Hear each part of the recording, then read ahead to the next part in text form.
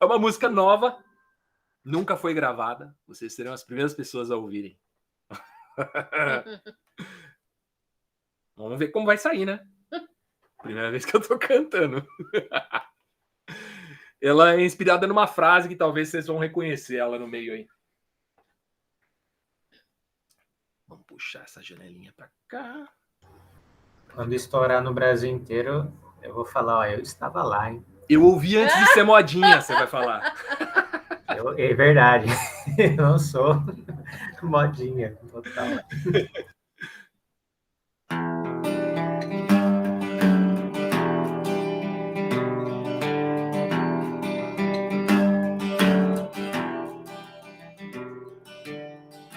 No ventre de sua mãe ele se fez homem. Cresceu, nasceu, cresceu. Na oficina de seu pai ele se fez classe. Cerrou, bateu, vendeu. Andando pela praia ele se fez mestre. Formou, curou, comeu. Sentado numa roda ele se fez pão. Partiu, orou, se deu. Foi na oficina de José, num estreito qualquer de Nazaré. Cercado por uma multidão, Deus se tornou carne e coração. Sozinho no deserto ele se fez fome. Diabo provocou e pela madrugada ele se fez sábio. Ao mestre respondeu, deixado pra morrer ele se fez réu. E o povo condenou, mas ao terceiro dia ele se fez rei. A morte o devolveu, foi na oficina de José, num estreito qualquer de Nazaré. Cercado por uma multidão, Deus se tornou carne e coração. Foi na oficina de José, num estreito qualquer de Nazaré. Cercado por uma multidão, Deus se tornou carne e coração.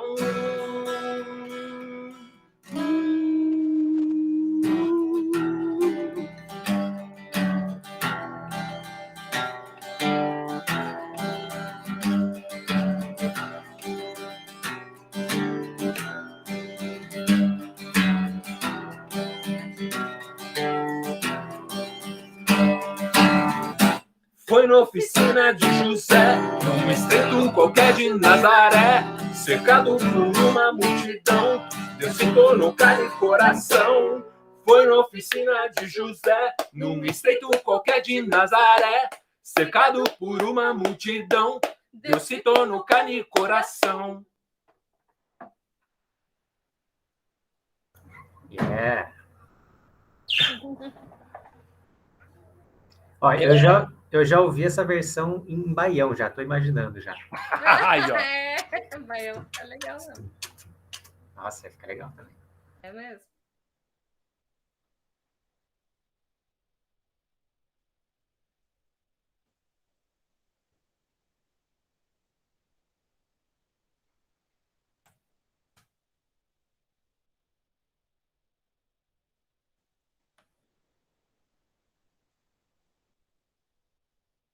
Tô colando a letra dela no chat aqui, se vocês quiserem. Se não deu para entender exatamente a proposta, tá aí. Essa foi uma frase que eu li no Instagram pouco menos de um ano atrás, alguns meses atrás, e que a proposta era do Bonhoeffer, do Leonardo Boff, essa frase. Ele dizia assim: no ventre de Maria, Deus se fez homem, e na oficina de José, Deus se fez classe. Eu achei uma reflexão muito profunda de que Jesus é o Deus encarnado, mas mais do que isso, é o Deus que se coloca do lado do desvalido, do pobre, do acometido, né? Da vítima da sociedade, né? A proposta que o Boff faz é que isso ele aprendeu na oficina do pai dele. Ele aprendeu na vivência, nas agruras da vida, né? A Bíblia diz que Jesus aprendeu a obediência pelo que sofreu, né? Então, eu creio que isso faz sentido com o que o relato bíblico apresenta, né? Jesus não se fez só homem, mas ele se fez um homem de dores, né? Isaías fala acerca de quem Jesus seria. Muito bem. O texto que nós vamos ler. Está lá em Tiago, capítulo 1. A gente vai continuar aquela série sobre Tiago. E o tema central de Tiago, como a gente já sabe, é a maturidade espiritual. A gente vai pegar do verso 19 até o 27, que é a segunda perícope desse texto de Tiago. Vou ler aqui, tá? Na NVT. Eu passei essa semana ouvindo esse texto a mensagem e achei incrível. Eu até vou fazer alguma ponderação em cima da versão da mensagem, mas eu vou ler na NVT. Tiago 1, 19 a 27. Entendam isso, meus amados irmãos. Estejam todos prontos para ouvir, mas não se apressem em falar e nem em se irar. A ira humana não produz a justiça divina. Portanto, removam toda a impureza e maldade e aceitem humildemente a palavra que lhes foi implantada no coração, pois ela tem poder para salvá-los. Não se limitem, porém, a ouvir a palavra, ponham-na em prática. Do contrário, só enganarão a si mesmos. Pois se ouvirem a palavra e não a praticarem, serão como alguém que se olha no espelho, vê a si mesmo, mas assim que se afasta, esquece de como era a sua aparência. Se, contudo, observarem atentamente a lei perfeita que os liberta, perseverarem nela e a puserem em prática sem esquecer o que ouviram, serão felizes no que fizerem. Se alguém de vocês afirma ser religioso, mas não controla a língua, engana a si mesmo e sua religião não tem valor. A religião pura e verdadeira aos olhos de Deus, o Pai, é esta: cuidar dos órfãos e das viúvas em suas dificuldades e não se deixar corromper pelo mundo.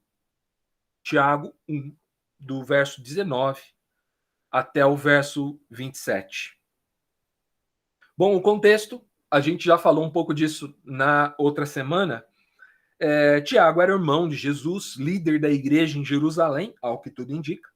Apesar disso, ele se apresenta como escravo. A palavra servo é, de fato, escravo mesmo. Não é um empregado, mas alguém escravizado. Alguém que tinha uma dívida impagável e, na maioria dos casos, né, escravos na Bíblia eram pessoas que tinham dívidas e saldavam essa dívida se oferecendo como escravos. A epístola toda, né, tem como tema central a maturidade espiritual e ela é destinada às 12 tribos dispersas, que a gente entende que são judeus convertidos e é possível também o Israel espiritual, como a gente já falou algumas semanas atrás, que é a Igreja de Jesus. Até a forma de Jesus escolher 12 discípulos, isso tudo tem uma simbologia. Ele estava elegendo, escolhendo e trazendo um novo Israel, um Israel substituto, né, daquele Israel que se perdeu. O trecho que a gente estudou na semana passada falou sobre adversidades, né? Fala sobre as adversidades e os dois caminhos que a gente pode tomar diante da adversidade. A gente pode resistir à adversidade e isso leva a gente à maturidade, perseverança, né? Não sei se vocês lembram que a gente falou disso. E outra alternativa é engravidar a cobiça. E aí, engravidou a cobiça, meu amigo, lascou, porque aí é pecado e morte, né? Então, o grande vilão não é a provação que a gente passa, a tentação que a gente passa, mas a cobiça, né? Perdão, deu uma travada no meu monitor aqui. A cobiça que nos seduz, né? Bom,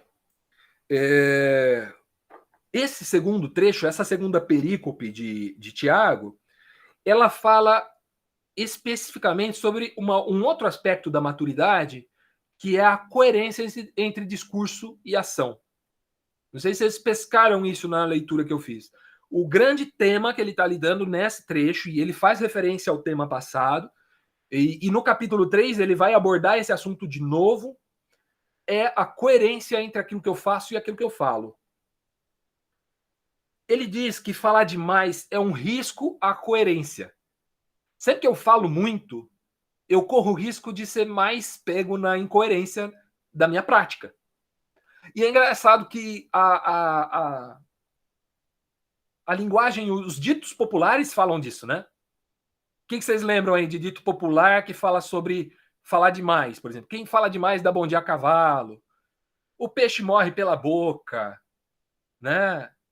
E vários ditos que falam do risco de se expor demais, de falar demais, porque quando eu falo muito, eu apresento minhas ideias e eu posso ser pego em contradição naquilo que eu faço. Sempre que eu abro minha boca, e acho que a gente até mencionou antes de começar a gravar tudo, a questão de Jesus tentarem pegar Jesus no contrapé era sempre nesses termos. Ó, você disse tal coisa, mas e aí, e agora? É isso mesmo? Você vai manter seu discurso? Né? E era sempre nesse tom de desafiá-lo à coerência entre discurso e ação. E nós somos constantemente desafiados a manter coerência de discurso e ação. Agora, a questão é que sem a prática, sem a fé prática, o nosso discurso ele não tem um efeito duradouro. Isso me lembra o jovem rico que veio falar com Jesus, que o Rafa trouxe esse trecho em reflexão algumas semanas atrás. O jovem rico vira para Jesus e fala: eu tenho observado essas coisas desde a minha infância. Quando Jesus o questiona sobre a lei, ele fala: já faço. E aí Jesus fala: então, será? E aí Jesus aponta um princípio da lei. E o jovem é pego na contradição entre aquilo que ele dizia que fazia e o que de fato ele fazia.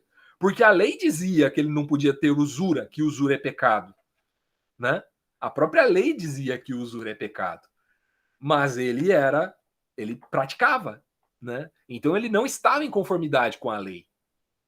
É curioso isso. E o controle da língua, nesse texto, não está falando só sobre falar mal do outro. Isso também. Mas não é sobre isso que o texto está falando de controle da língua, né? Porque o trecho lá no final, né, diz: se alguém cuida ser religioso, mas não controla a língua, engana-se a si mesmo. Lá no capítulo 3, a gente vai estudar ele mais para frente, ele fala que se alguém...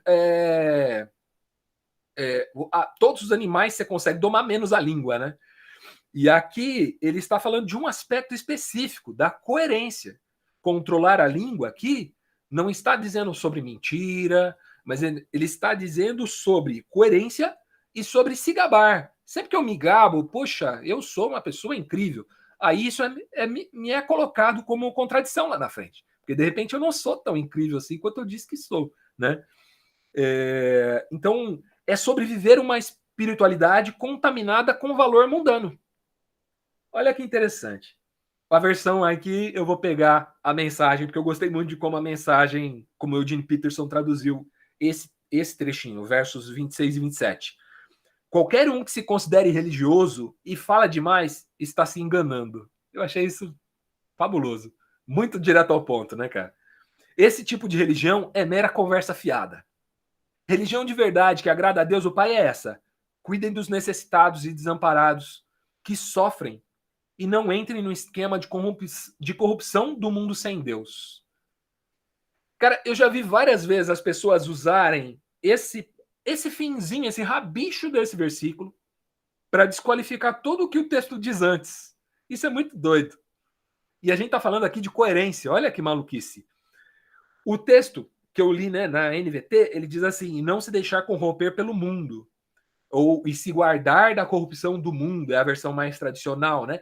As pessoas tendem a focar nisso e falar assim, ó, tá, cuidado, o órfão da viúva é importante, porém a gente tem que se guardar da corrupção do mundo.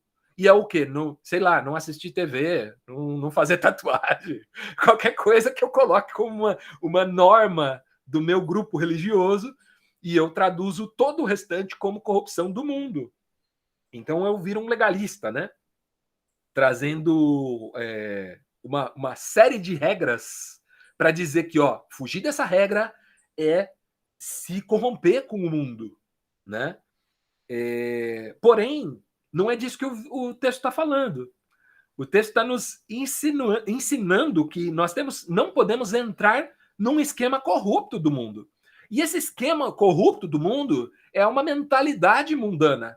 Não é só uma prática mundana, mas uma mentalidade mundana, uma forma de ver o mundo, né, de ver a realidade, uma leitura que nós fazemos da realidade, que ela não é a mesma que Jesus está propondo, não é a mesma que Tiago está propondo aqui. Vou dar um exemplo. Quando uma empresa resolve fazer um trabalho social, qual que é o propósito dela em fazer esse trabalho social? Ela não está obedecendo aqui o que Tiago falou, que é cuidar dos necessitados e desamparados. A empresa ajuda o desamparado para ter algum benefício, seja na sua imagem, seja num retorno financeiro que ela vai ter, ela vai vender mais por causa disso, ela vai conseguir dedução do imposto de renda. Então ela está servindo, mas a mentalidade que está por trás desse serviço não é uma mentalidade do reino de Deus, é uma mentalidade corrompida. É corrupção, no fim das contas. É tudo aquilo que eu faço em benefício próprio. Eu faço só para eu mesmo receber algo em troca. E aí eu trago alguns exemplos disso. E o primeiro exemplo, para não dizer que não falei das flores, né? A gente estava falando de Tim Keller. O primeiro exemplo eu peguei de uma pregação do Tim Keller. Eu vou confessar aqui. Não fui eu que pensei nisso. Mas eu achei incrível como o Tim Keller trouxe essa reflexão.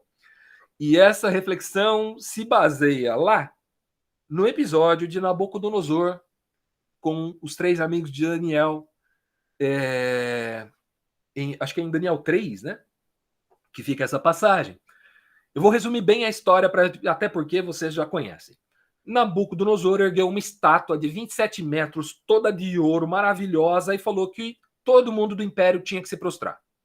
O povo da Babilônia, os estrangeiros, todo mundo, quando ouvisse música, tinha que se prostrar diante da estátua. Os 3 amigos lá, que tinham recebido o nome de Sadraque, Misaque e Abednego, se recusaram a se curvar diante dessa estátua. E aí, eles foram lançados na fornalha do Nabucodonosor, aquecida 7 vezes mais, e todo aquele rolê que a gente já conhece. E os homens mais fortes lá do exército dele foram jogar os 3 na fornalha e morreram. Quer dizer, os próprios caras que foram jogar eles lá morreram e tal. E aí, acontece que, de repente, eles veem 4 pessoas na fornalha e um deles se parece como o Filho de Deus. Então, é o próprio Jesus que está ali com eles e eles estão dançando, passeando, estão numa boa dentro do fogo lá.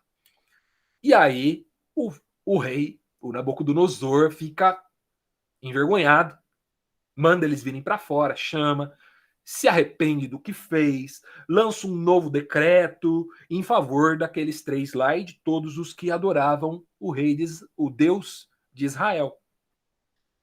Mas atenção aqui para o que o Tim Keller levantou, que eu achei uma reflexão incrível, seria uma comparação entre os 2 decretos.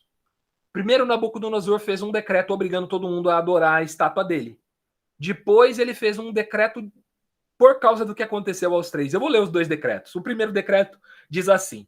Então, está em Daniel 3, versos do 4 ao 6, tá? Então, o arauto gritou: povos de todas as raças, nações e línguas, ouçam a ordem do rei. Quando ouvirem o som da trombeta, da flauta, da cítara, da lira, da harpa, do pífaro e de outros instrumentos musicais, prostrem-se no chão para adorar a estátua de ouro levantada pelo rei Nabucodonosor. Quem não obedecer será lançado de imediato na fornalha ardente. Esse foi o primeiro decreto. Decreto que obrigava as pessoas a se prostrar diante da estátua. Agora eu vou ler para vocês o segundo decreto, que está em Daniel 3:29, que o rei lançou depois que deu ruim com os 3 lá que ele lançou na fornalha.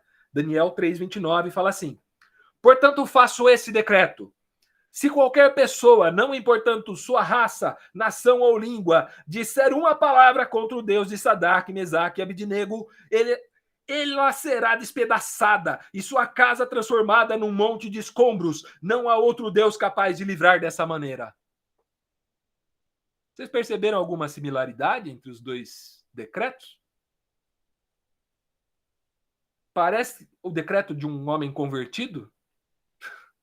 Te parece o decreto de alguém que reconheceu o amor de Deus e a graça de Deus e o favor de Deus? Ou te parece alguém que está lidando com Deus da mesma forma que lidava com a sua estátua de ouro ou qualquer outro Deus que se colocasse diante dele? Adorar a Deus com um coração idólatra também é idolatria. Há uma mudança que precisa acontecer e essa não é uma mudança externa, não é uma mudança estética. Não adianta eu deixar de adorar um Deus de ouro e passar a adorar o Deus de Sadraque, Mesaque e Abednego se a minha mentalidade permanece a mesma. Se eu tenho a mesma intenção de punir quem não adora esse Deus, de despedaçar ele e a casa dele. O que você preferia? Ser lançado na fornalha ou ser despedaçado, sua casa despedaçada? Gente, é o mesmo rei, é o mesmo coração, é a mesma mentalidade corrompida. Livrar-se da corrupção do mundo. Olha que curioso, o Cacau fez uma reflexão uns dias atrás em que ele fez um paralelo engraçadinho, assim, depois eu compartilho com todo mundo no grupo, em que ele fez um paralelo do Nabucodonosor com os governantes de hoje, né? E ele trouxe algo curioso também sobre esse rei. Que esse rei, depois, no capítulo seguinte a esse episódio, com Sadraque, Mesaque e Abednego, Nabucodonosor teve um sonho. Não sei se vocês lembram. Essa história talvez é menos conhecida do que a da fornalha. Ele tem um sonho e chamou Daniel para interpretar esse sonho. Daniel era chefe dos magos dele. Daniel era chefe dos feiticeiros ali, né? Era o conselheiro, vamos dizer, espiritual, né? E chefiava uma equipe de magos, de feiticeiros ali, que servia diante do rei. E ele usa esses termos, tá? Não estou esticando a leitura bíblica, não, porque é nesses termos mesmo que o próprio Nabucodonosor menciona no texto bíblico. E aí ele pede que Daniel interprete o seu sonho. E aí Daniel interpreta o seu sonho. E diz, rei, vai dar ruim. Vai dar ruim. Olha só o conselho que Daniel dá. Daniel interpreta e depois dá um conselho. Eu vou ler só o conselho que Daniel dá ao fim de interpretar o sonho de Nabucodonosor. Está em Daniel 4, né? A gente leu 3, 4, verso 27. Daniel disse assim para o rei: ó rei Nabucodonosor, aceite meu conselho. Pare de pecar. Faça o que é certo. Deixe seus pecados para trás e tenha compaixão dos pobres. Quem sabe, então, o rei continuará a prosperar. Percebe a conexão? Rei Nabucodonosor passou tudo o que passou e não se converteu. Seu coração permanecia o mesmo, ao ponto de Deus mandá-lo para pastar com os animais. E foi isso que aconteceu, né? Aqui. Mandou ele para pastar com os animais. E Daniel vira para ele e fala que o que poderia livrá-lo era se ele se atentasse para o pobre. Percebe? Daniel fala, olha, deixe os seus pecados para trás e tenha compaixão dos pobres. Olha que coisa, rapaz. Comunista esse Daniel, né? Defendendo o pobre. Nabucodonosor professou a fé no Deus de Daniel e dos seus amigos, mas na prática o coração dele era guiado pela cobiça. Nós vimos no primeiro capítulo, na primeira perícope de Tiago, que o coração guiado pela cobiça, ou o coração que engravida a cobiça, gera pecado e morte. Segundo exemplo que eu vou trazer, parecido, né, é de Sodoma, Samaria e Israel. Eu vou ler um trechinho aqui de Ezequiel. Daniel foi um profeta do exílio, Ezequiel também um profeta do exílio, né? Vou ler Ezequiel 16, do 46 ao 52. Diz assim, Ezequiel profetizando contra Israel, né? Sua irmã mais velha era Samaria, que vivia com as filhas do norte, o reino do norte, né? Sua irmã mais nova era Sodoma, que vivia com as filhas do sul. Mas você não apenas imitou a conduta dos seus pecados detestáveis, em pouco tempo você a superou em depravação. Tão certo como eu vivo, diz o Senhor soberano, Sodoma e suas filhas nunca foram tão perversas quanto você e suas filhas. Sodoma cometia os pecados de orgulho, glutonaria e preguiça, enquanto os pobres e necessitados sofriam. Percebeu a relação?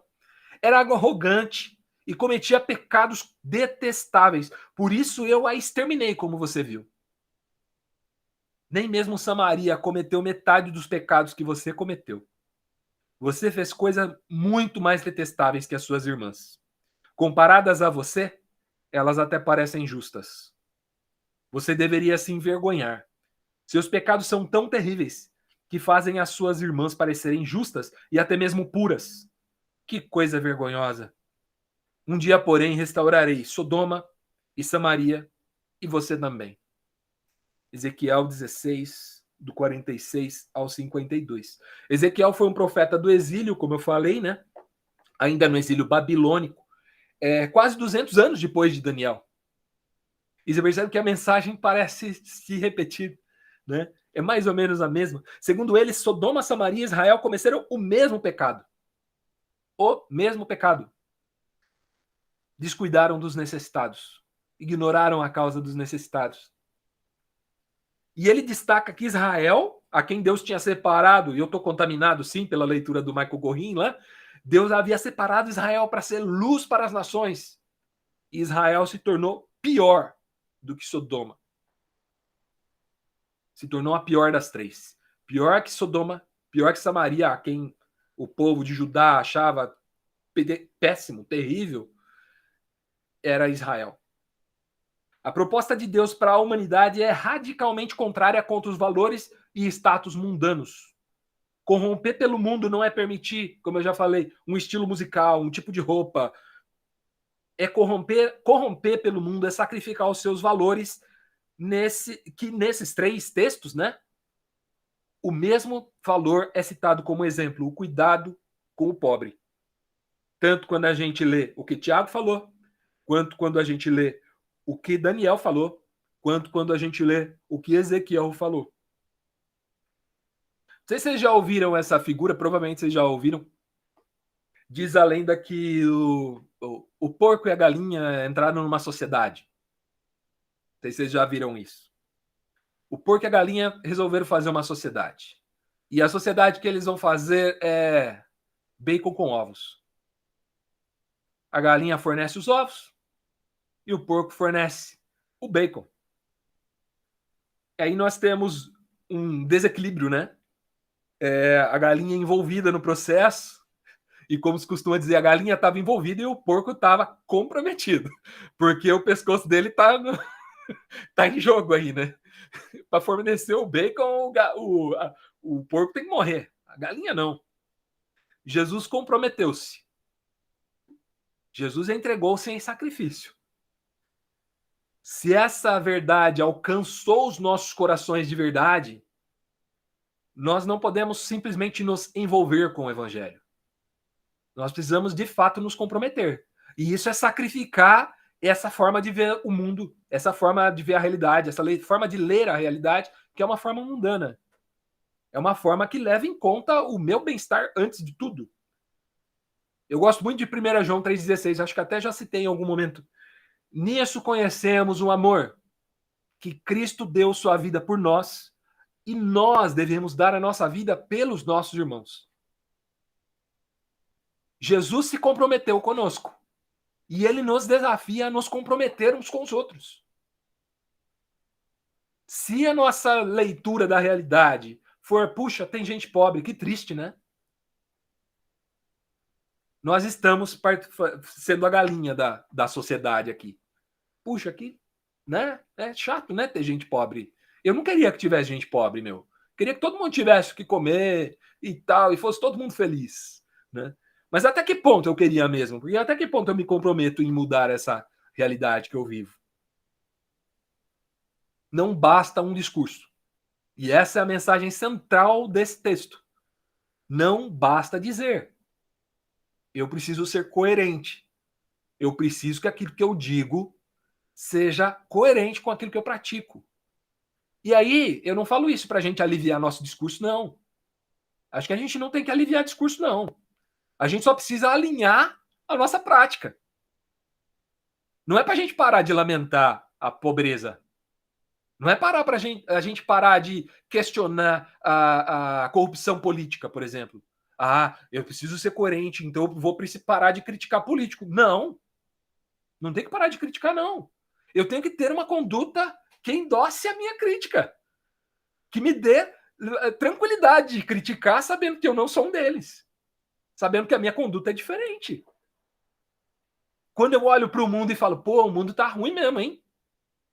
Tá tudo errado. E eu sou o primeiro a oferecer propina para o guarda no trânsito, por exemplo. Minha conduta e meu discurso não estão coerentes. Agora, não adianta eu parar de criticar a corrupção. Eu preciso assumir uma conduta, uma prática cotidiana que seja coerente com o meu discurso. E é isso que Tiago está propondo aqui. Por isso que ele diz que a verdadeira religião é essa. Alinhar o meu discurso com a minha ação e não ser guiado pelos valores do mundo. Essa é uma palavra difícil. É uma palavra bem dura, assim, eu sei. Porque ela pega no meu coração, ela me espeta. Bonito. Porque falar é sempre muito mais fácil. É sempre muito mais fácil. Nós temos o conhecimento do que devemos fazer, né? E o próprio Tiago vai dizer em outro momento que aquele que sabe fazer o bem e não faz, comete pecado. Nossa conduta precisa estar alinhada com o nosso discurso. Senhor Jesus, nós precisamos de conversão, nós precisamos de correção de conduta. Nós não precisamos aliviar aquilo que nós dizemos, mas nós precisamos sim que o nosso coração se incline àquilo que o Senhor tem nos ensinado. Queremos te pedir perdão, Senhor, por tantas vezes que o nosso discurso não estava alinhado com a nossa prática. Tantas vezes que nós falamos o correto, mas fizemos o errado. Nós não queremos ser guiados pelos valores desse mundo, nós queremos ser guiados pelo Senhor. Nós não queremos ter medo ao sermos radicalmente contra esse mundo. Nós queremos ser de verdade guiados pelo Teu Espírito. Leva-nos a esse lugar, Senhor. Um lugar de obediência à Tua palavra, Senhor. Um lugar de submissão. Um lugar em que nós podemos olhar para o nosso próximo com misericórdia, como o Senhor olha. E que essa misericórdia nos leve à ação, e não só a um discurso supostamente indignado, mas uma conduta que reflete um coração transformado pela Tua ação sobrenatural. Em nome de Jesus. Amém. Amém. Bom, vamos para as nossas considerações coletivas e complementações. Diga lá se vocês têm algo a colocar, a acrescentar. Sempre é muito precioso esse momento. O que você falou, amor, foi muito importante, né? Que a gente tem que... Acho que você precisa falar um pouquinho mais alto. Tá. Bom, vou contar mais um testemunho lá da creche, né? Que vocês estão orando, tudo, né? E na sexta-feira mesmo, né? Eu tava... O pão lá, tá? Tá. Eu tava encapando umas caixas, né? Que a inspetora deixou lá eu fazendo o serviço e tal, né? Enquanto a gestora não vinha, para eu saber o que eu iria fazer, porque ela queria conversar comigo, né?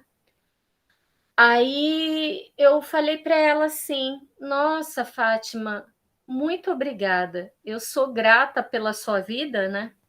Por você me dar esse serviço para eu fazer. No final do ano, eu vou comprar um presente bonito para te dar, na maior genuinidade, assim. Ela falou assim: não, gratidão é só a Deus. Ela falou assim: eu não quero o seu presente, você pega esse presente e doa. E como ela viu que eu tinha lírio em casa, na foto, ela falou: aquele lírio que você tem na sua casa, aquele lá eu aceito, mas com uma condição, que eu quero o lírio grande, o pequeno não. Aí eu falei: tá. Virei, fui na minha cadeirinha, segurei tudo que tinha para segurar. Eu falei: Deus, me ajude, engoli seco. Falei: fazer o quê, né? Tem que ter misericórdia dela. E tudo bem. Aí depois, mais uma vez, eu quis fazer... Eu não sei o que me dá, gente, mas sobe um amor no coração, não sei, eu quero ser assim. Eu sou assim também. E foi Deus que fez. Eu sei assim, nem eu sou má, mas Deus dá esse amor, né? Aí para uma moça também, ela estava falando que o doutor desprezou ela, tal, e ela tá com infecção urinária, tudo, e ela estava falando tudo.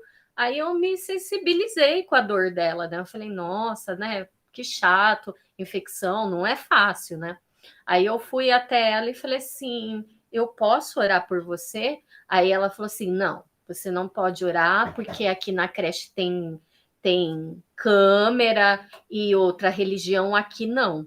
Aí eu ia falar assim, que eu ia orar por ela em casa, não, né? Mas aí eu falei, deixa. Aí eu tomei essas 2 tapadas.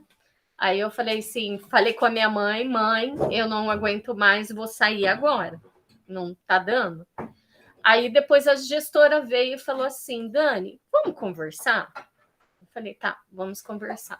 Aí ela falou assim, Dani, o negócio é o seguinte. Ela falou, eu sei o que você está sofrendo, eu observei. Ela falou assim, olha, de verdade, eu não acho justo tudo isso que está acontecendo com você. Estão fazendo um tipo de um bullying com você, porque não querem você em nenhuma sala.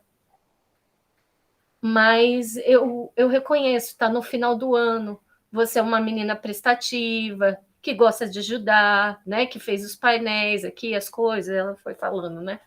Mas então, faz assim, eu vou deixar você nas atividades pedagógicas, né? Ajudando a fazer as coisinhas para as crianças, vou pintar o chão lá, tudo. E ela falou, e todo o trabalho que tiver, você fala comigo. Não fala com ninguém, eu que vou te passar, para não criar nenhum mal-estar para você. Ela falou. E ela falou, e Dani, cuida da sua saúde emocional, você é uma pessoa muito sensível, amorosa, e eu vou falar a verdade para você, a educação é assim. Aí eu falei, tá bom, Maria Isabel. Eu falei, muito obrigada mesmo pelo que você fez. Ela falou, eu não consegui dormir à noite, ela falou, pensando no que eu faria com você. Porque nenhuma das meninas me aceitam, entendeu? Então, ela ficou pensando e sugeriu isso. Então, eu vou tentar ficar até o final do ano, porque eu queria fazer uns projetos com meu pai, né? Meu pai quer fazer um galinheiro, um tanque de tilápia aqui. E depois meu pai falou, filha, fica sossegada, depois você fica junto com o pai, fazendo as coisas, isso é melhor para a sua saúde. E foi bom, porque meu pai falou isso, me aliviou, sabe? Porque eu estava me cobrando muito. Mas aí o Gil falou isso e eu vou falar para vocês, é difícil. Eu tô disposta, mas, gente do céu, como é difícil. As pessoas nem querem ser amadas. Nossa, tá tão difícil quando eu vejo o mundo, eu falo, meu Deus. Sabe? Gente, eu sou simples, eu sempre abaixo a cabeça, eu nem falo quase. E mesmo assim, é desse jeito. Aí eu falei, Deus, me ajude, porque não é fácil mesmo. E como ele falou que a gente teria aflições, com certeza. Com certeza mesmo. E quanto mais eu vejo que a gente chega a ele mesmo de verdade, quer fazer a vontade dele, tudo dói mais, na verdade. Não é mais leve, é mais pesado. Mas eu estou disposta. Eu falei, Senhor, eis-me aqui. Toda a minha oração foi para eu amar como Ele ama, foi para eu servir, né? Falei, eis-me aqui, Senhor. Então Ele vai colocar a gente em várias situações, né? Que não vão ser confortáveis. Mas continue orando por mim para eu conseguir pelo menos ir ao final do ano para conseguir esse objetivo de poder ajudar meu pai. Depois vai ser ótimo para mim. Eu fiquei tão feliz, gente. Só do meu pai falar assim, nossa, aí a gente vai plantar aqui e fazer o galinheiro e tudo. Eu fiquei tão feliz. Ficou animada com a possibilidade de virar fazendeira. É. Ovos com bacon. Aí, ó. Aqui só vai ter ovo, porque bacon vai ser difícil. Pra matar, ninguém vai ter coragem de matar porco. Só ovo. Vai ter ovo e peixe. Ovo e peixe. Hoje eu tive uma conversa, assim, um pouco complicada, em que eu expus que, a meu ver, aquilo que, a meu ver, tem sido uma estratégia satânica para normalizar algumas práticas que não são coerentes com a fé cristã, e tive uma conversa difícil sobre isso, sabe? E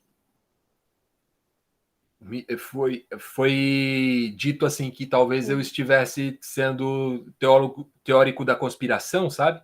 E imaginar que existe um movimento tentando mexer com a nossa mentalidade. E eu estava falando sobre a mentalidade cristã com relação à mentira. Talvez se eu estivesse falando sobre o gaysismo, talvez eu seria mais acolhido. Mas como eu trouxe que as fake news estão sendo propagadas muitas vezes com uma mensagem bonita, muitas vezes você traz uma mensagem bonita e aliado aí você fala, porque o pastor fulano foi para a África e falou isso, aquilo, e inventa uma história completamente fantástica, assim, mentirosa, né? E para sustentar um discurso bom. E na minha mente isso tem sido plantado de forma proposital para normalizar a mentira. E a gente vai falar, nem sempre mentira é ruim, calma aí, a verdade é mais abstrata, não é absoluta, né? E eu entendo que isso é muito perigoso. E quando eu expus isso, não fui bem recebido.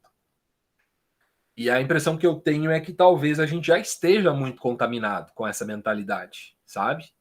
De uma mentalidade relativista, assim, que relativiza o que é fato, né? E talvez se é para... E o assunto era bobo, sabe? Era aquela... Não sei se vocês já viram, existe um videozinho na internet de uma história de um elevador, que o cara pega o elevador, quase o elevador fechando, e aí o elevador dá overload, né? Ele não quer descer, porque passou da lotação, e alguém precisa descer, e aí ficam um olhando para o outro, assim, até que uma menina parece ser paralisia infantil, alguma coisa assim, ela tá com 2 muletas, ela que sai do elevador e todo mundo fica constrangido porque a menina saiu do elevador. É um filme muito bonitinho mesmo, né? E aí esse vídeo tem vindo acompanhado com um textinho dizendo que ele ganhou o Oscar de curta porque é incrível e é um filme indiano e tal, e não é. É um filme bacaninha, é uma cena de um filme, na verdade, um filme maior, e nem é indiano, é da Albânia. E aí eu comentei, a gente tem que tomar cuidado com a mentira, porque muitas vezes, para um propósito positivo, a gente está espalhando uma mentira. E a gente não pode normalizar isso, né? Porque Jesus disse para os judeus que eles estavam mentindo porque eles queriam fazer o que era próprio do pai deles. Ele fala, o pai de vocês é mentiroso desde o princípio, e ele é pai da mentira, né? Então, e o meu comentário até nessa ocasião foi esse.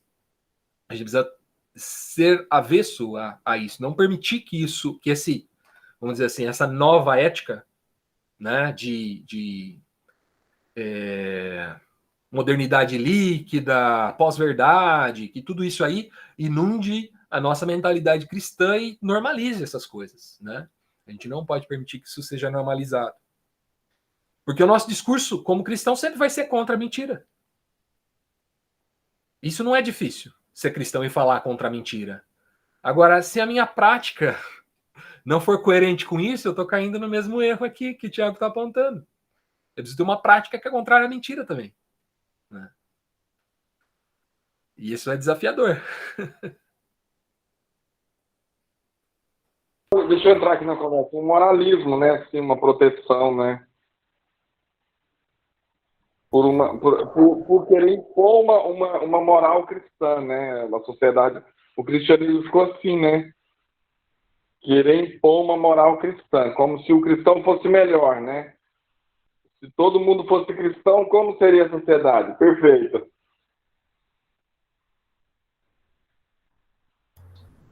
Mais ou menos como o Nabucodonosor falou ali, né? Ó, quem for contra o rei dele, o Deus deles, a gente vai despedaçar. Gente, não faz sentido nenhum. Ou, para trazer mais para a modernidade aqui, né?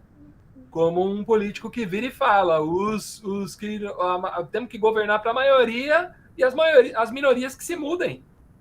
É a mesma mentalidade, a mesma forma de pensar, entendeu?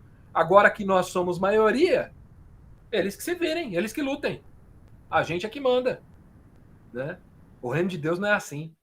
Forçar uma Jesus disse isso para os cruzada. discípulos. Hã? Forçar uma cruzada, né? Exato. Colocar pela goela. Bom.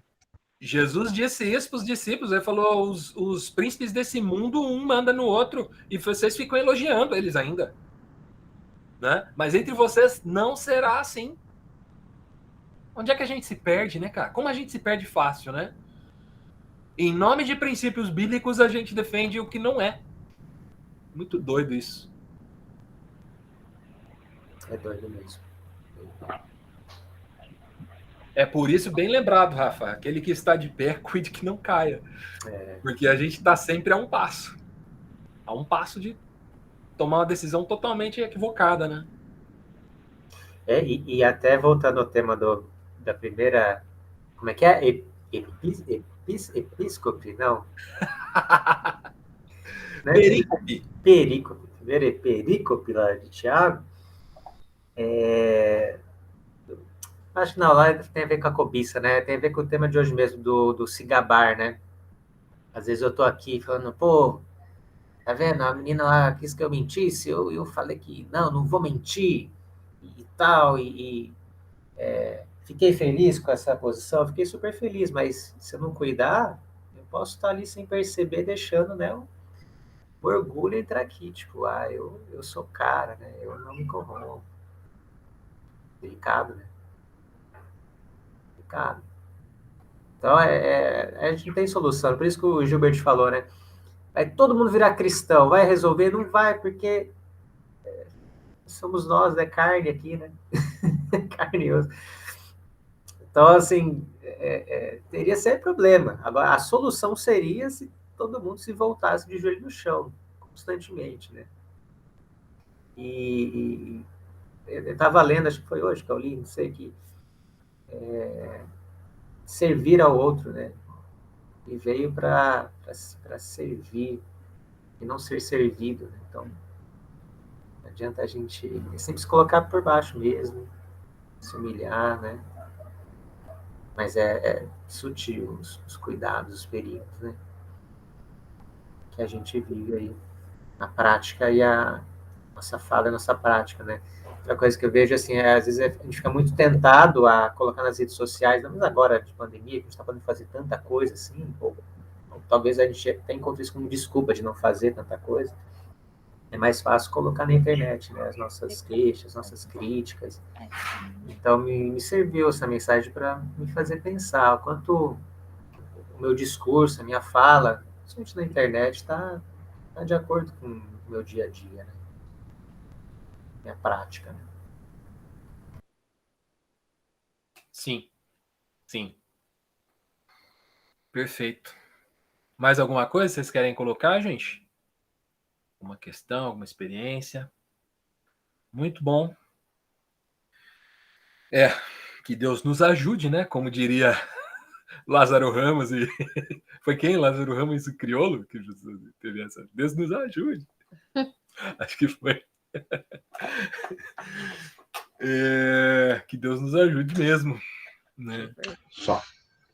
Vocês lembraram? O Gilbert e o Rafa lembraram desse negócio de querer impor ser cristão goela abaixo, né? Eu costumo, quando alguém vem com um papo desse tipo, eu falo, olha, eu nasci na igreja e ainda não consertei, então eu não acho que isso vai resolver muita coisa. Então eu tenho 42 anos de igreja e, olha, sinceramente, se eu vivesse numa sociedade que todo mundo fosse igual eu, talvez não seria uma sociedade muito legal. Então eu acho que não é exatamente esse o caminho, assim, né, para a gente ter viver numa sociedade tão bacana, assim, que todo mundo fosse evangélico, né, como eu sou evangélico, né. Talvez tenha uma outra forma de ser evangélico que não seja a que eu sou, né? E que dê jeito na sociedade, mas o que eu conheço até hoje não resolve, não. A questão é o título, né, Jean? O problema é que as pessoas agora vivem do título, né? Vivem do óleo vencido. Eu falo que dá até para fazer uma pregação. Eles vivem do óleo vencido, né? O pastor foi ungido há 30 anos atrás e ele bagunçou a vida todinha. Não, mas ele é pastor, e ele é melhor do que todo mundo, mas ele não tem nada de Deus mais, né? Deus já foi, né? Deus já passou dele há muitos anos, né?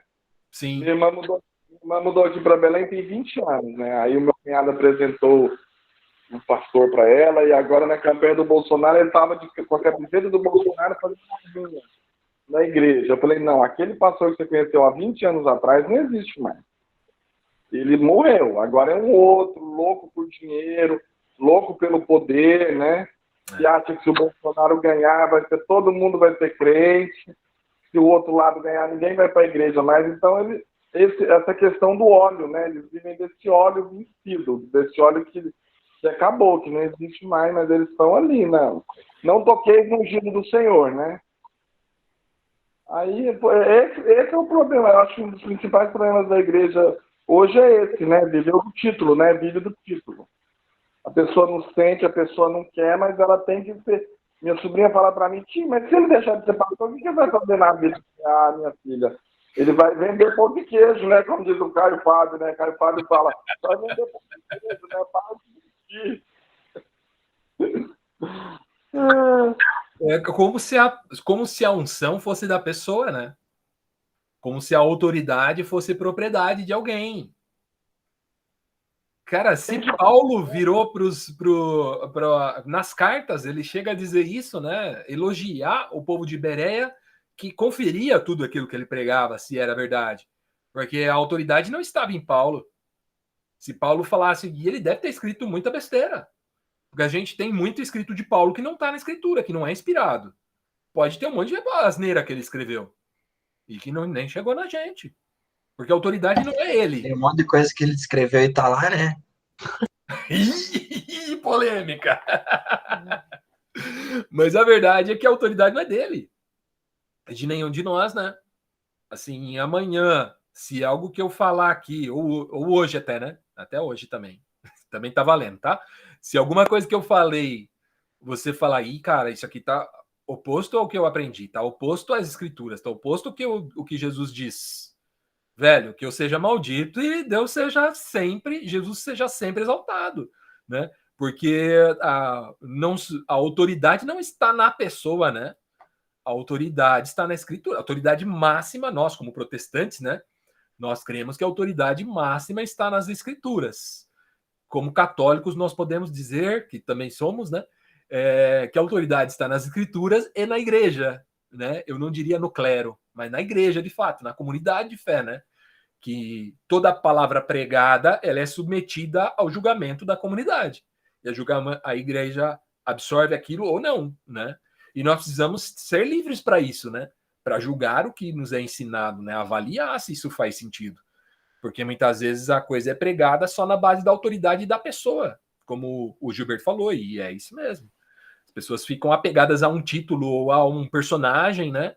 Que é muito carismático, que tem uma habilidade de falar, de convencimento e tal. E isso é muito perigoso para a igreja, assim, é muito nocivo. Eu tenho me afastado cada vez mais desse tipo de personagem. Nunca fui muito simpático a esse tipo de personagem, mas ultimamente tenho ficado ainda mais me sentindo mais asco ainda, né? Diante desse envolvimento, principalmente com o cenário político, né? É muito triste mesmo. E muita gente boa deixar de levar, né? É triste. Só uma coisa que acabei pensando aqui sobre o que a gente falou bastante, né? Na prática, a teoria outra.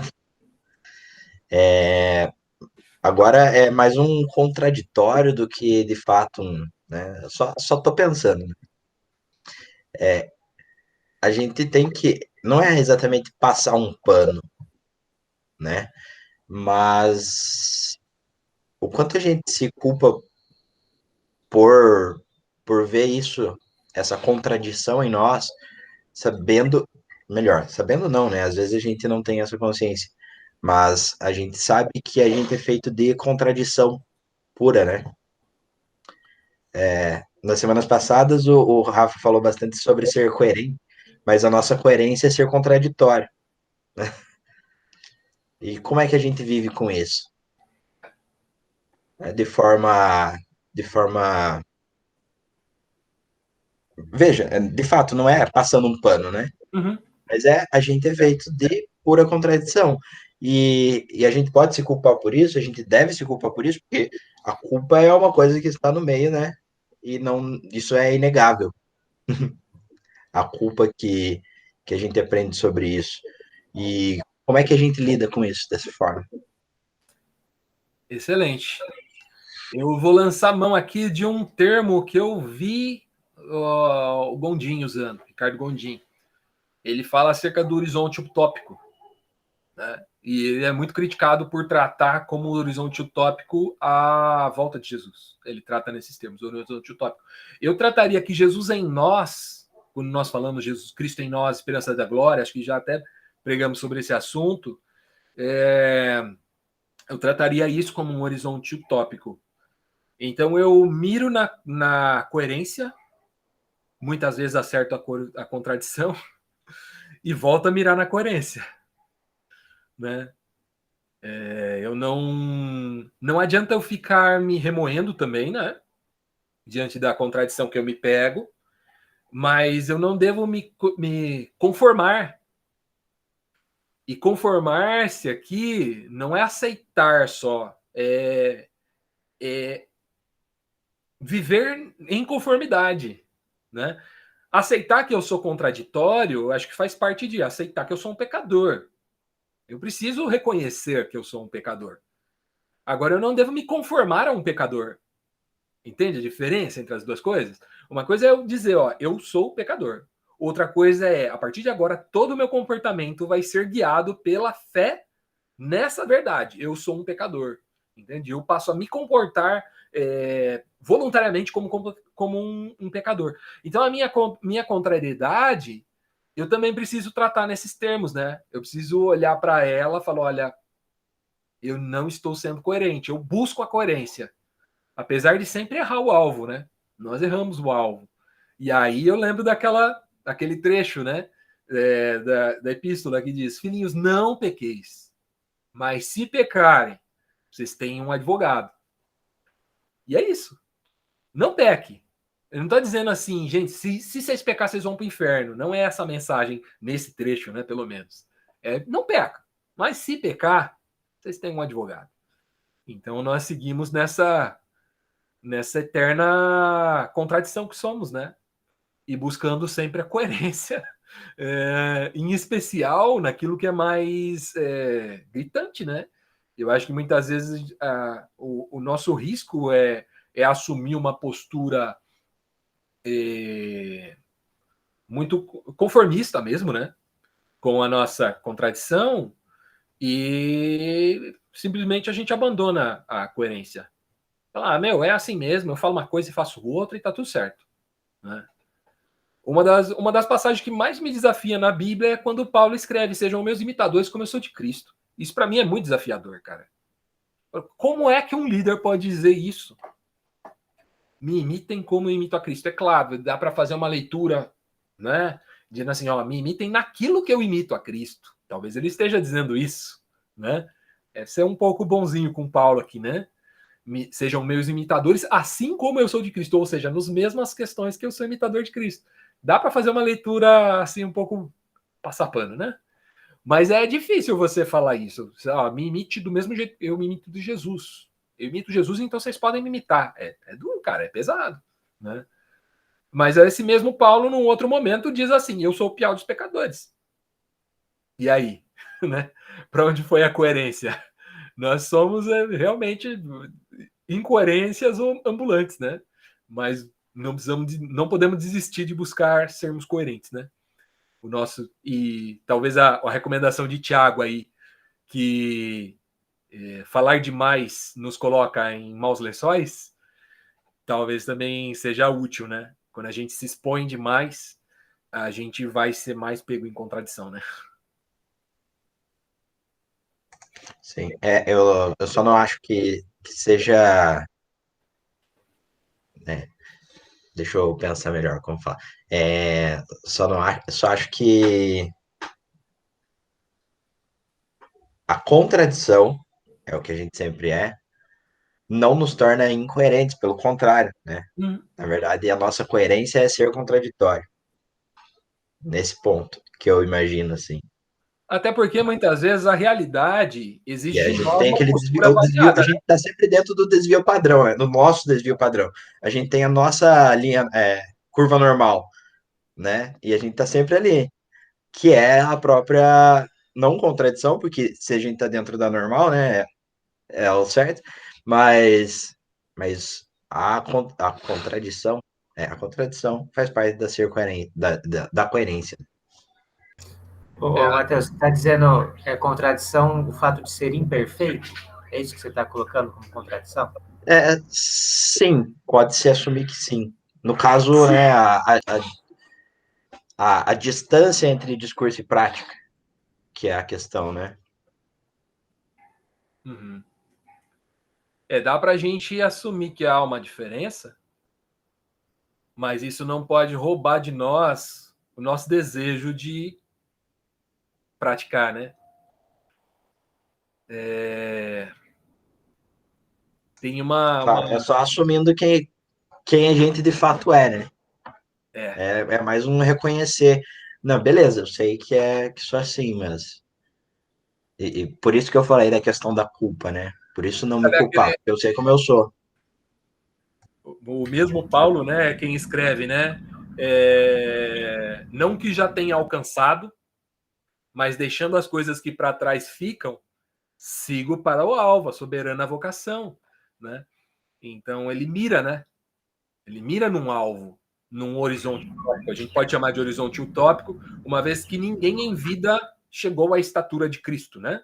Eu não desconheço que alguém tenha chegado à estatura de Cristo em vida. Então nós podemos chamar isso de horizonte utópico. Então eu miro em Jesus e caminho na direção dele. E a consciência de que eu jamais serei como ele não pode me impedir de caminhar na direção dele. Né?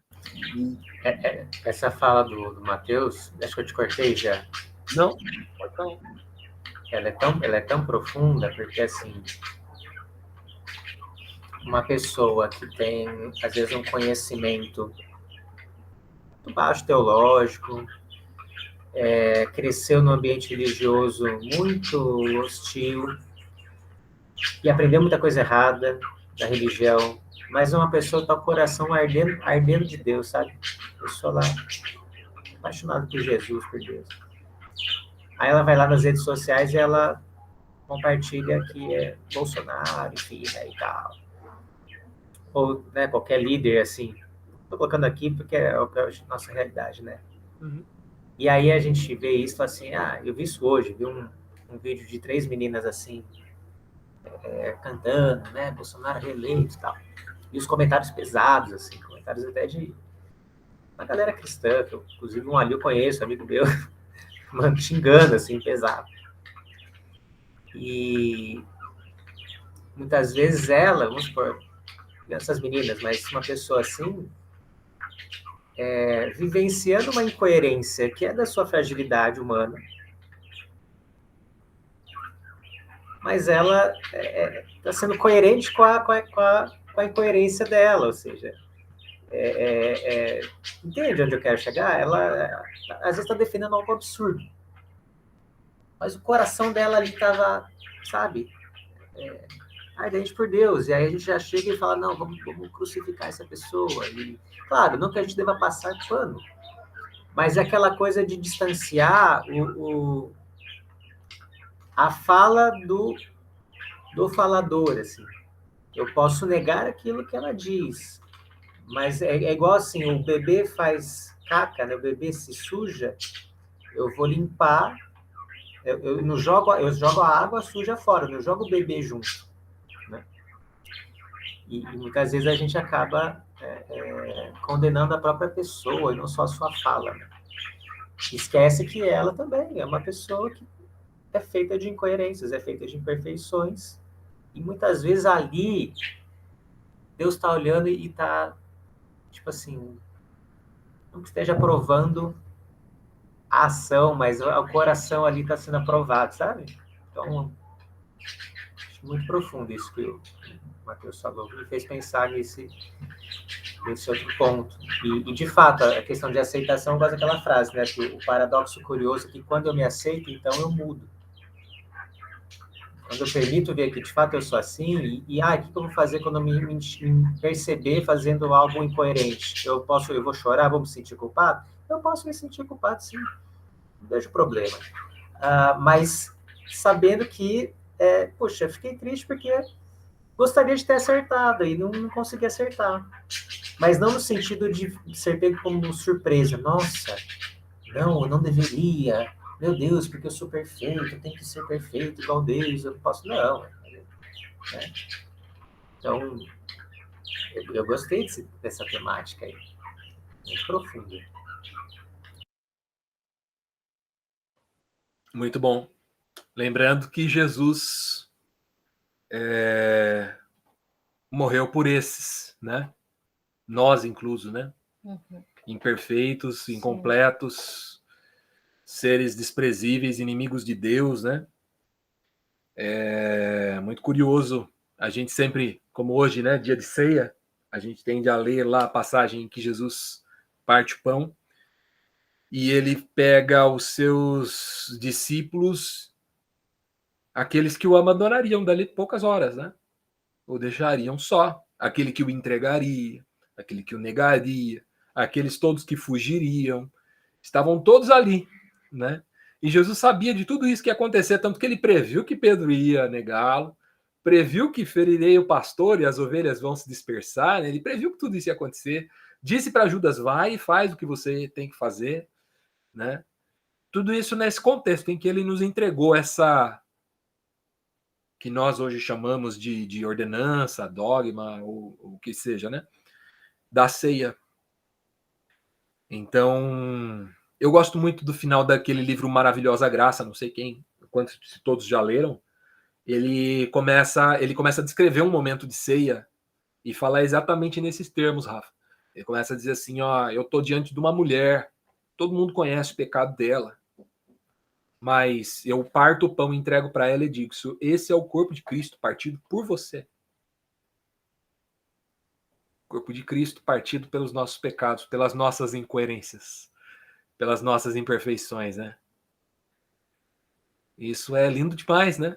O único que poderia dizer eu sou, e que disse, né, para a mulher ali na beira do poço, ele disse eu sou, né? O único que poderia dizer eu sou se esvaziou, né? Não julgou por usurpação ser igual a Deus, mas se esvaziou e se tornou servo. Isso é uma loucura, né?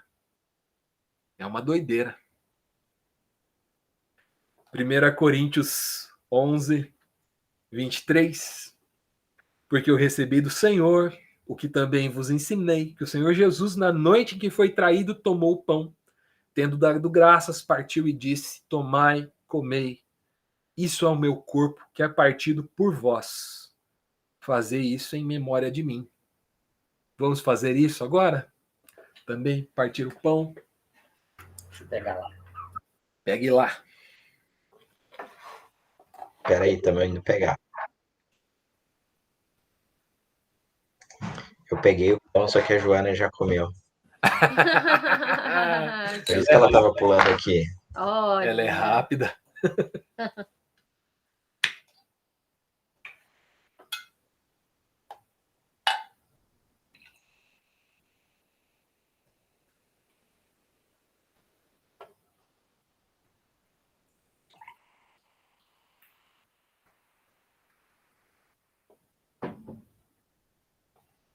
Esse copo é cristão.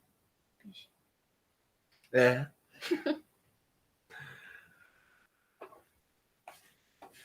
Copo com estampa de peixinho, ó, para lembrar a ceia e tal, discípulos. Olha lá a Eu taça. preparei agora. Muito bom. Vamos então. Ah, o Rafa ainda não voltou. Não. Vai não, Rafa.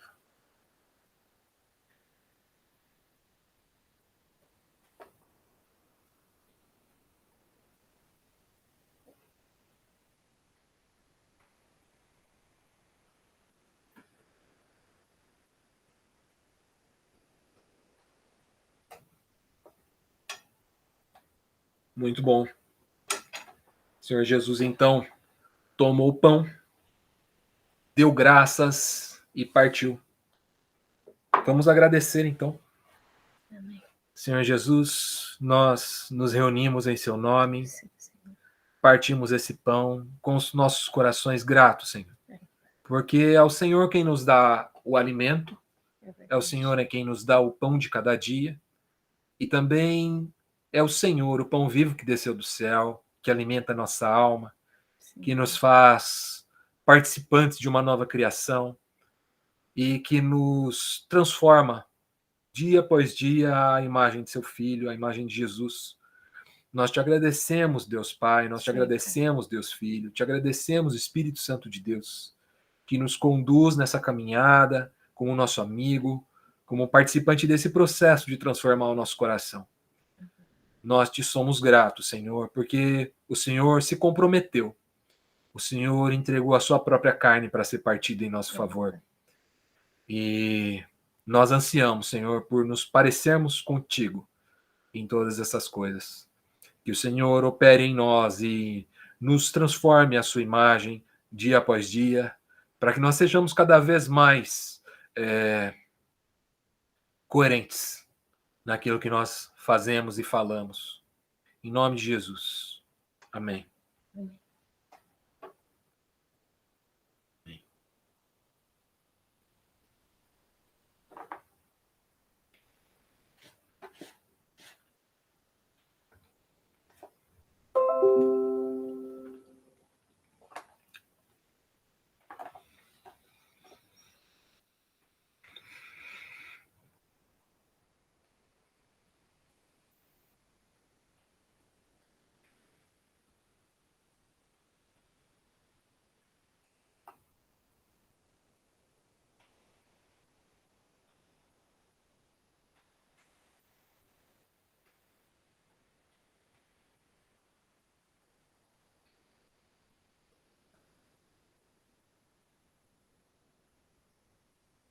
O verso 25 diz assim: semelhantemente também, depois de cear, ele tomou o cálice e disse: esse cálice é o Novo Testamento no meu sangue. Façam isso todas as vezes que beberdes em memória de mim. Porque todas as vezes que comerdes esse pão e beberdes esse cálice, anunciais a morte do Senhor até que venha. Portanto, qualquer um que comer esse pão ou beber o cálice do Senhor indignamente será culpado do corpo do sangue do Senhor. Examine-se, pois, o homem a si mesmo, e assim coma desse pão e beba desse cálice. O Senhor Jesus nos ensina a nos examinar e comer e beber. Quando nós olhamos para dentro de nós mesmos, nós não encontramos, posso falar por mim, nós não encontramos tudo aquilo que nós gostaríamos. Nós encontramos um poço de incoerência. Nós nos encontramos indignos. Mas ao olharmos para dentro de nós e olharmos para esse cálice, nós sabemos o que nos faz aceitáveis diante de Deus. Que o que nos torna aceitáveis a Deus é o sacrifício de Jesus em nosso favor. Ele se fez maldito para que nós fôssemos abençoados, para que nós fôssemos benditos. E é em memória disso, em reconhecimento a esse sacrifício, que nós tomamos o cálice, com os corações gratos ao Senhor pelo seu sacrifício. E, apesar de reconhecermos nossa condição, reconhecemos que o Santo Jesus fez a obra em nosso favor, em nosso lugar. Obrigado, Senhor, pelo seu sangue derramado por nós, pelo Novo Testamento que esse sangue inaugura. e pela profundidade daquilo que o Senhor tem revelado aos nossos corações. Nós te somos muito gratos, Senhor, porque o Senhor nos escolheu, nos amou e nos resgatou. Que essa verdade seja cada vez mais presente no nosso coração, Senhor. Que isso não seja motivo para nós nos orgulharmos, mas motivo para nos humilharmos e honrarmos a sua memória e honrarmos o sacrifício que o Senhor fez, para que ele opere em nós a sua obra. No nome de Jesus. Amém.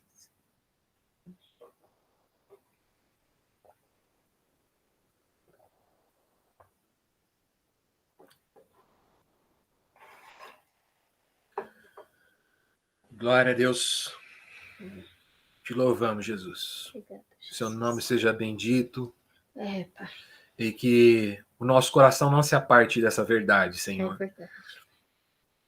Que sejamos lembrados, Senhor, toda vez que comemos desse pão, bebemos desse cálice, que sejamos lembrados, Senhor, do seu sacrifício e que o Senhor se faça presente no nosso meio, para que a gente não se perca nas nossas próprias opiniões, nas nossas próprias formas de caminhar, mas que sejamos fiéis, Senhor, àquilo que o Senhor nos revelou. Em nome de Jesus. Em nome de Jesus. Amém. Amém. Amém. É isso, gente. Eu sempre tenho a impressão que a ceia nos leva a um momento de contrição assim, e é um paradoxo entre uma alegria muito grande pelo sacrifício de Jesus e uma contrição por perceber o quanto nós estamos indignos e distantes daquilo que ele, do seu sacrifício, né? É um sentimento muito difícil assim de expressar, né, de explicar. Eu acho que só vivenciando mesmo pra gente. Você fica feliz ou você fica triste na ceia? Os dois. É a contradição, em contradição. Tá aí a contradição. Contradição não contraditória. Contradição coerente. Contradição coerente, isso. Muito bom, gente. Foi muito bom. Aí é o mistério. É um mistério. Nesse caso. É. Esse é mistério mesmo.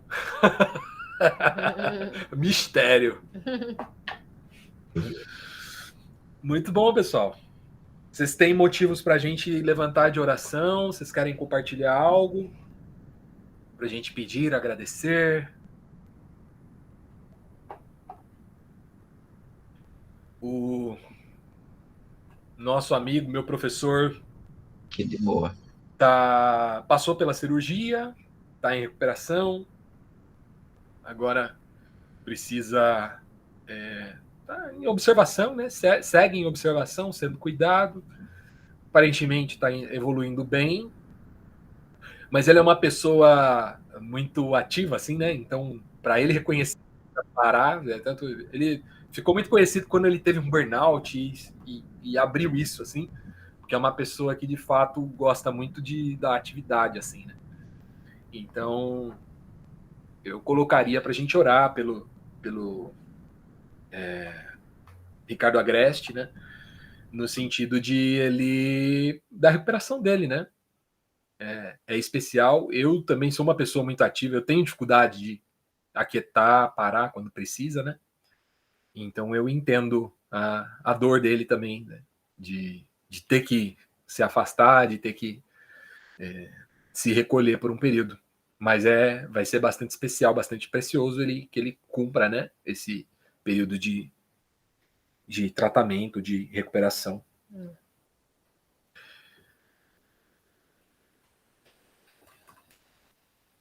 Alguém mais quer falar de algo? Hoje eu gostaria de abrir para que alguém ore pelo Gondim. Falei do Gondim. Pelo Agreste, Ricardo Agreste. Pela recuperação dele. Alguém gostaria de levantar a voz e orar por ele? Eu sinto que a Radassa quer orar hoje. Olha, você sabe que eu falei isso e eu Pensando olhei nela. pra Nossa, é que ela não sabe que eu tô olhando pra ela, mas eu olhei pra ela e eu ia falar assim, olha, a gente não é contra Ministério Feminino. Eu ia falar. Então, é confirmação de duas testemunhas. Ah lá, ó. Né? Tem a Dani aí. Eu não sou a única mulher. Sim, sim.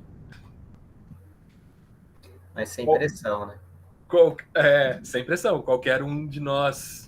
1, 2, 3, 4, 5, 6. Todos nós podemos.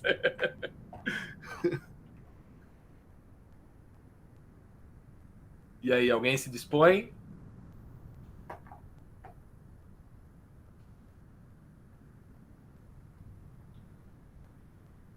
Eu não posso, porque eu tô com a boca cheia.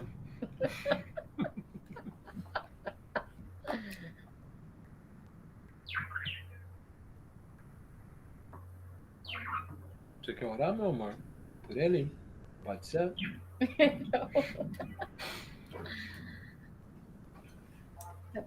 Pode ser? Uhum. Senhor Jesus, muito obrigada, Senhor, pelo teu amor, pela tua fidelidade.